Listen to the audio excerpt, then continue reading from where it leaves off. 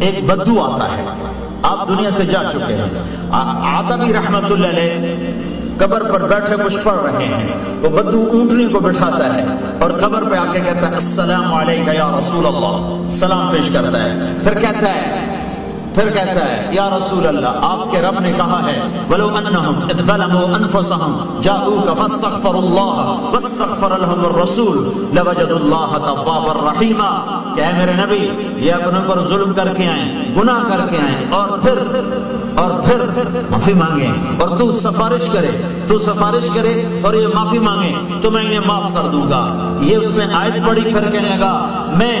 جئتک مستغفرا لذنوبی، میں آپ کے پاس آیا ہوں اپنے گناہوں کو مانتا ہوں، معافی مانگتا ہوں، مستشفعا بک الی ربی، میں آپ کو اللہ کے دربار میں سفارشی بناتا ہوں کہ آپ کا رب میری بخشش کر دیں۔ اور پھر وہ رونے لگا اور اس نے یہ 4 شعر پڑھے جس کا میں نے آپ کو پڑھ کے سنائے کہ اے وہ ذات جس کے قبر میں جانے سے اندر بھی پاک ہو گیا، باہر بھی پاک ہو گیا، اندر بھی خوشبو اور اوپر بھی خوشبو، پہاڑ بھی مہک اٹھے اور وادیاں بھی مہک گئیں، زمین کا تحت بھی اور خوف، ہر طرف خوشبو پھیلی، میری جان قربان اس قبر پر جس میں آپ آرام کر رہے ہیں، آپ کے ساتھ آپ کا جود و کرم اسی طرح ہے جیسے دنیا میں تھا، میں آپ کے طفیل پل صراط پار کروں گا، اس کے بغیر نہیں کر سکتا، ہاں میں ابو بکر عمر کو بھی نہیں بھول سکتا،